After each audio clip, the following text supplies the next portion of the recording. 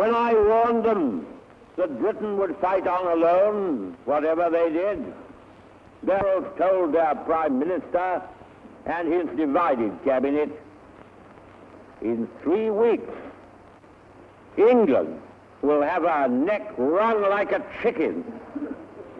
Some chicken.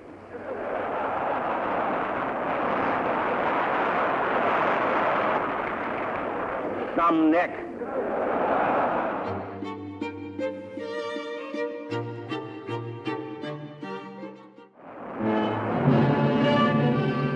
I have one policy, this man said, to wage war against tyranny with all my strength. What is my aim? I can answer in one word: victory. His name is Winston Churchill, and this is his biography.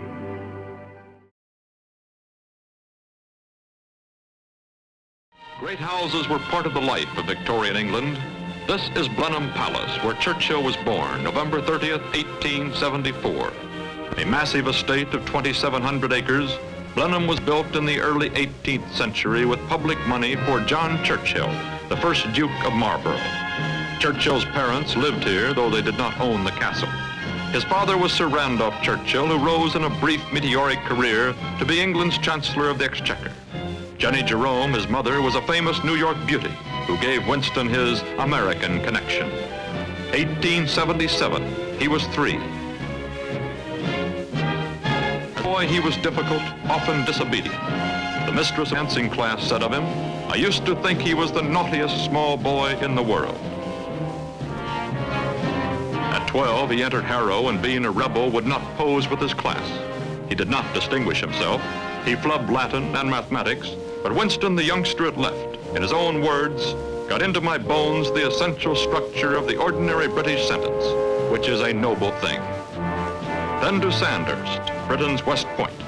Cadet Churchill, age 18. Commissioned a second lieutenant, he served as a soldier and newspaper reporter in 5 minor wars, the first of them being an insurrection in Cuba in 1895. The next year found him in India, playing polo, fighting the Pathan tribesmen, writing a bad novel, and reading Gibbon. Then on to the Sudan with Kitchener and the Battle of Omdurman against the Dervishes, probably the last great cavalry charge in history.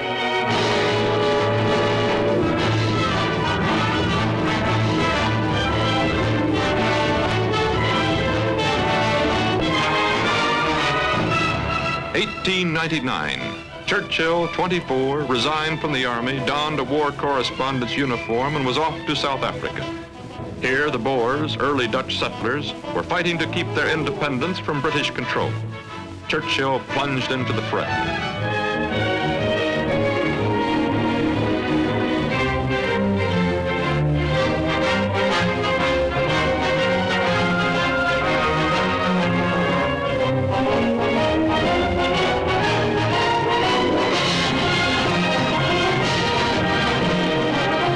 In the melee, Churchill was captured and slapped into prison. He quickly escaped, and the Boers offered a 25-pound reward for him, dead or alive. Englishman, talks through his nose, cannot pronounce the letter S properly. Churchill, by then safe, whipped off a flamboyant dispatch to London to reassure the world. 1900, a now famous Churchill who had rolled a lifetime of experience into his 25 years, was elected as a Conservative member of the House of Commons.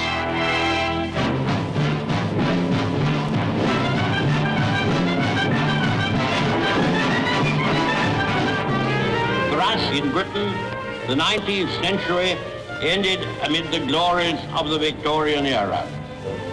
And we entered upon the dawn of the 20th in high hope for our country, our empire, and the world.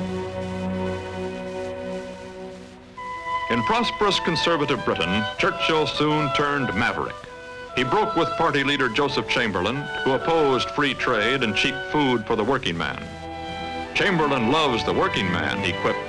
He loves to see him work. In 1904, he joined the rapidly rising Liberal Party under Lloyd George. As a Liberal, Churchill plumped for a British New Deal, improved working conditions, old age pensions, Social Security.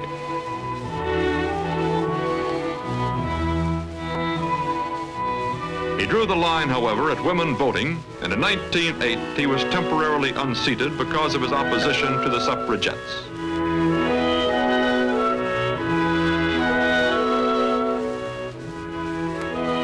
Opposition to women's suffrage did not make him an anti-feminist.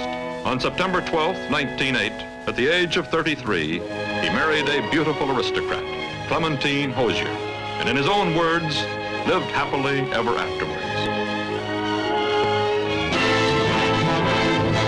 Despite his political involvements, he never lost his appetite for action.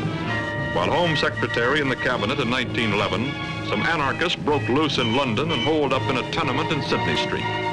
Although this should have remained a police matter, Churchill leaped in and directed operations like an old campaigner.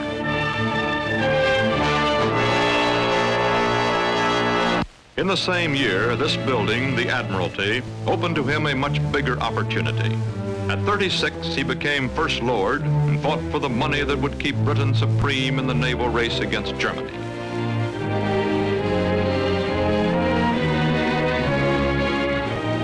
He was back in his military element, a world of great ships, guns, and armor plate.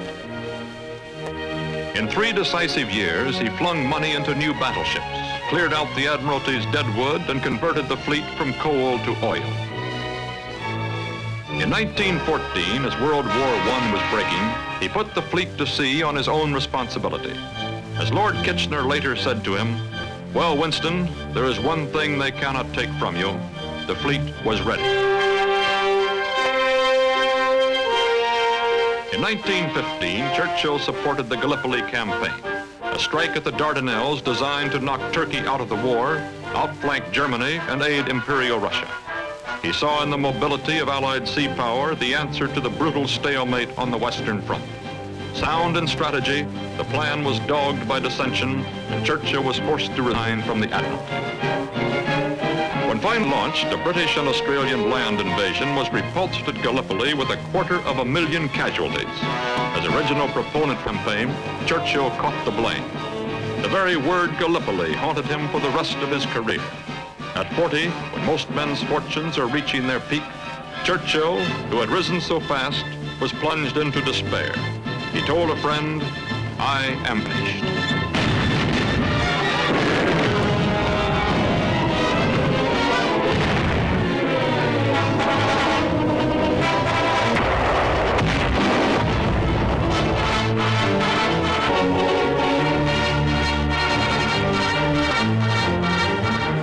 The war rolled on.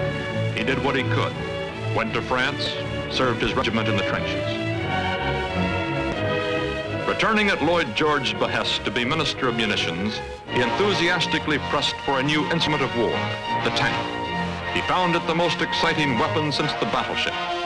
Not without difficulty, he won his battle for tank production. Tanks were better than hurling flesh against flesh in Flanders mud. They gave the offense what he called moving power.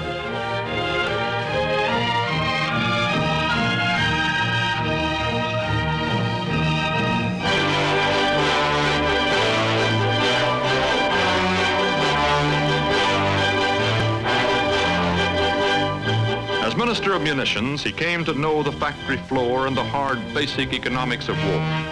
Equally important, he saw the potentialities of the airplane. He learned to fly, piloted his own plane to France on inspection trips, walked away from a couple of crack-ups, and scoffed at those who thought a cabinet minister ought to stay on the ground. He watched the air war with keen interest. Now he was not just amphibious, but tribibious. He knew the land, the sea, and the air.